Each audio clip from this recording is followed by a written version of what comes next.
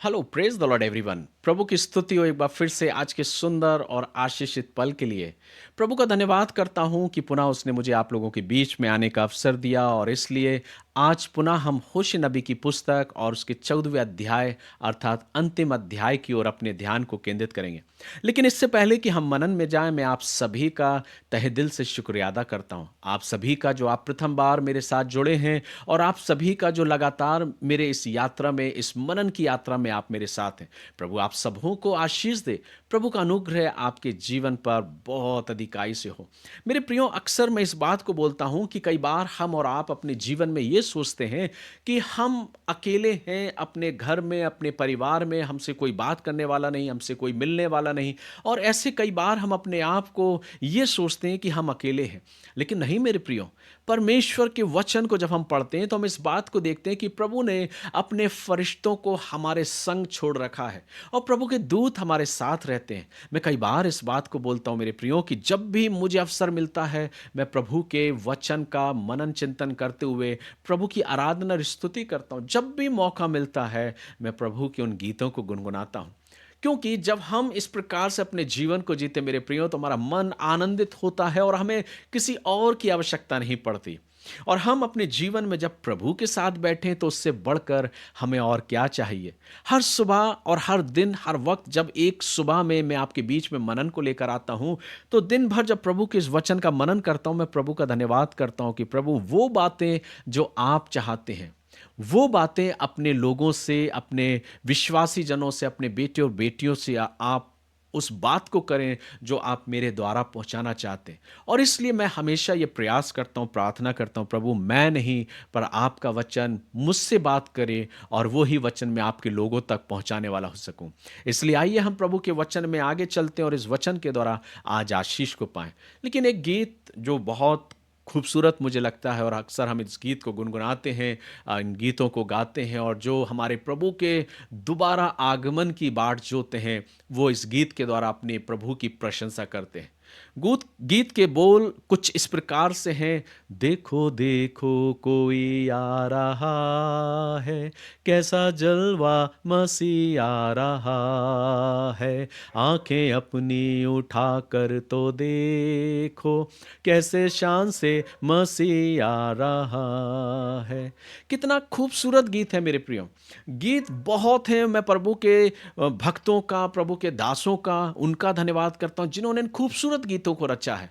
और गीत की रचना जो है मेरे प्रियो वो प्रभु की स्तुति और उसकी प्रशंसा के लिए है। तो जब भी हम प्रभु के गीतों की प्रशंसा करते हैं तो हम प्रभु की प्रशंसा करते हैं उन गीतों के माध्यम से।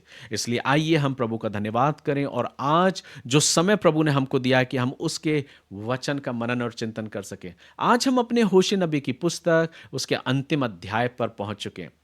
आप भी आनंदित हो रहे होंगे कि आज आपने एक और पुस्तक के मनन को विराम देने जा रहे हैं और फिर हम कल से एक नई पुस्तक का मनन करेंगे और वो पुस्तक है योएल की पुस्तक। लेकिन इससे पहले कि हम कल योएल की पुस्तक पर मनन करें, आज हम 14वें अध्याय की ओर अपने ध्यान को केंद्रित करेंगे। 14वां अध्याय होशे नबी के निवेदन और आग्रह से शुरू होता है। होशे उन तमाम सारी बातों को बोलता आया है इज़राइलियों को जो परमेश्वर ने उसके द्वारा कहला पहुंचाया और उस संदेश को दिया।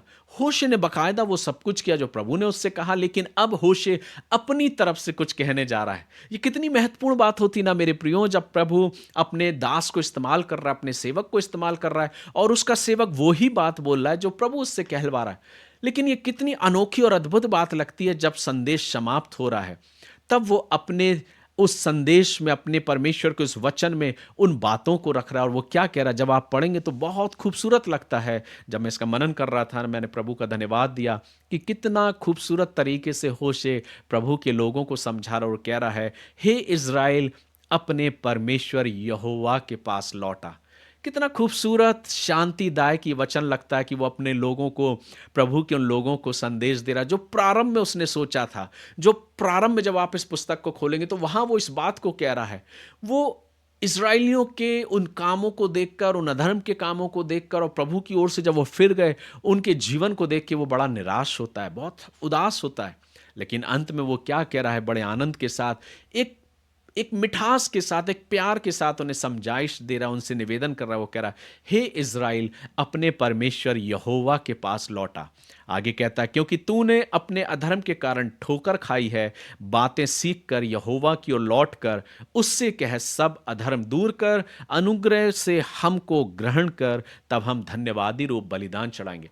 अब यहाँ पर होशे अपने लोगों से कह रहा है कि तुम प्रभु के निकट आओ और उससे कहे कि प्रभु हमें क्षमा कर, हमारे अधर्मों को क्षमा कर और हम पर अपना अनुग्रह कर। और प्रभु भी कहता है कि मैं अपने लोगों को अपने जब करीब आते हुए देखूंगा तो मैं उनके ऊपर ओस के समान अपनी आशीष को उंडेलूंगा। और तब जब वचन को पढ़ेंगे तो लिखा है, मैं उनके भटक जाने की आदत को दूर करूंगा, मैं सैत में उनसे प्रेम करूंगा क्योंकि मेरा क्रोध उन पर से उतर गया। प्रभु प्रेम की बात करता है, वो ओस के समान उनके ऊपर आने की बात करता है। वो कहता, मैं इज़राइल के लिए ओस के समान हूंगा, वह शोषण के समान फूले फलेगा और लबालोन के समान जड़ फैलाएगा। तकरीबन 9 पद इसमें है, लेकिन इन 9 पद में परमेश्वर का प्रेम, परमेश्वर की आशीष और होशे का निवेदन इसमें जाहिर होता है। लेकिन सबसे इंपॉर्टेंट जो बात यहाँ हम सीखने को मिलती है वो 9वें पद में है, जो सबसे महत्वपूर्ण बात है, जो होशे कहता है, जो बुद्धिमान हो वही इन बातों को समझेगा। जो बुद्धिमान हो वही इन बातों को समझेगा, जो प्रवीण हो वही इन्हें बूझ सकेगा, क्योंकि यहोवा के मार्ग सीधे हैं और धर्मी उनमें चलते रहेंगे, परंतु अपराधी उनमें ठोकर खाकर गिरेंगे। अब अंत में होश इस बात को बोलता है कि तुम्हें प्रभु के पास आने की आवश्यकता है। वो उन्हें समझा रहा है एक पिता के समान, एक मित्र के समान, और वो कह रहा है, हे इज़राइल, अपने परमेश्वर यहोवा के पास लौटा। वो उन्हें दिखा रहा है, वो उन्हें चिता रहा है कि तुम्हारा परमेश्वर तुम्हें बुलाने के लिए तैयार है, तुम्हें फिर से स्वीकार करने के लिए तैयार है। वो कहता है कि तुमने जो अपनी बनाई हुई वस्तुओं से तुमने कहा कि तुम हमारे ईश्वर हो, लेकिन तुम ये जान लो कि परमेश्वर ही है जो अपने लोगों पर कृपा और दृष्टि करता है। होशे ने अपने सेवकाई को अंतिम विराम देते हुए, जहाँ तक प्रभु ने उससे अपनी सेवकाई को लिया, अपने काम को बखूबी उसने पूरा किया, लेकिन अपने संदेश को खत्म करने पर वो अब आग्रह करता है। वो स्वयं अपनी तरफ से बोलता है कि तुम्हें अब जरूरत है कि तुम प्रभु के पास लौटाओ, तुम स्मरण करो और उससे आग्रह करो, वो तुम पर अपने अनुग्रह को करेगा। और तब प्रभु उस प्रत्युत्तर में कहता है कि मैं उन्हें सेतमेत में प्यार करूंगा, मैं ओस के समान उन पर होऊंगा और मैं उन्हें फलबंद करूंगा। और इस प्रकार से होशे नबी की पुस्तक, इसका 14वां अध्याय और होशे की पुस्तक यहाँ पर समाप्त होती है। लेकिन आपने और हमने क्या सीखा मेरे प्रियो? हम इतने दिनों से, 14 दिन से, 14 डेज से हम होशे नबी की पुस्तक का मनन कर रहे हैं, लेकिन हमने और आपने क्या सीखा? हमने और आपने ये सीखा है कि प्रभु हर समय कितनी बार अपने लोगों को चेतावनी दिया, लोगों ने उसकी चेतावनी को ठुकराया, लोगों ने उसकी चेतावनी की अवहेलना कर दी। प्रभु फिर उन्हें बुलाता है, फिर चेतावनी देता है, फिर प्रेम को प्रकट करता है, और अंततः वो कहता है, जो सीखने को मिलता मुझे और आपको, कि प्रभु आज भी मुझे बुलाने के लिए और अपनी आशीष को देने के लिए तैयार है।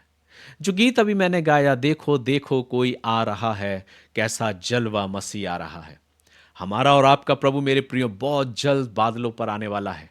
बेशक समय कितना भी लग जाए, हमें उसकी फिक्र नहीं, लेकिन हमें इंतजार है हमारे प्रभु के दोबारा आगमन की, क्योंकि वचन कहता है, जो सोए हुए हैं वो जाग उठेंगे, और प्रभु आएगा और ललकार होगी और तुरी फूकी जाएगी, और जो मसीह में सोए हुए हैं वो जाग उठेंगे। कितना खूबसूरत और आनंदमय वक्त होगा जब हम अपने प्रिय लोगों को देखेंगे और हम अपने प्रभु के साथ अनंत अनंत काल के राज्य में उसके साथ शामिल होंगे। हम प्रार्थना करते हैं, हे प्रभु तेरा राज्य आए। हम उसकी प्रार्थना कर रहे हैं कि हमारे प्रभु का राज्य इस पृथ्वी पर आए। एक वक्त आएगा मेरे प्रियो, जब हमारा और आपका प्रभु अपने संपूर्ण साम्राज्य के साथ अपने राज्य को इस संसार में लेकर आएगा और उसके लोग उसके साथ सम्मिलित होंगे। अंत में होशे कहता है, जो बुद्धिमान है वो इन बातों को बूझने पाएगा। क्या हम और आप आज इस वचन को जब पढ़ने के लिए, मनन करने के लिए जुड़े मेरे प्रियो, हम इस वचन को सीखने पाए? प्रभु हमारी बुद्धि को खोले, हमारे ज्ञानों को खोले, हमारी निगाहों को खोले, कि हम सबसे पहले इस वचन से प्रेम करने वाले बन जाएं, इस वचन को खोलने वाले बन जाएं, और दैनिक जीवन में इस वचन का मनन करें, सीखें, और अपने जीवन से प्रभु का धन्यवाद करें।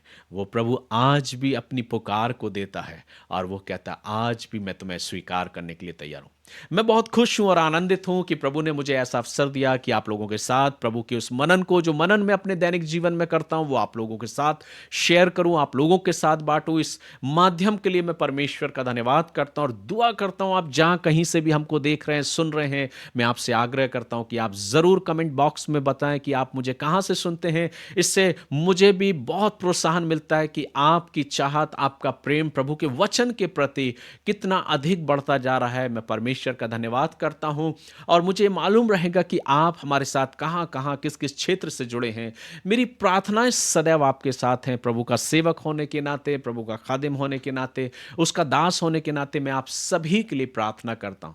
मुझे नहीं मालूम कि आप कहां से, किस जगह से, किस क्षेत्र से, कौन से शहर से आप मुझे सुन रहे हैं प्रभु के वचन को, लेकिन मेरा सिर्फ यही प्रयास है कि हमारे जुड़ने के द्वारा, प्रभु के वचन का मनन करने के द्वारा सिर्फ प्रभु को महिमा मिले, हम प्रभु को जानने पाए, पहचानने पाए कि वो आज भी मुझसे और आपसे प्रेम करता है और चाहता है कि हम उसके करीब आएं और उसके अनंत उस आनंद को, उसके अनुग्रह को, उसकी आशीष को पाने पाए।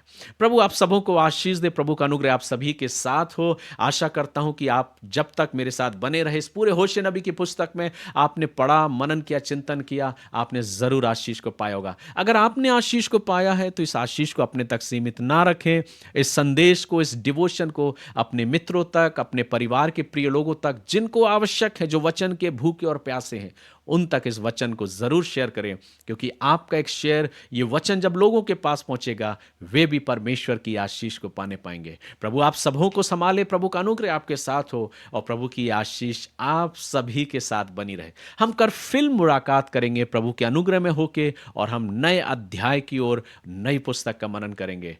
प्रभु आप सबों को संभाले। जय मसीह की। God bless you.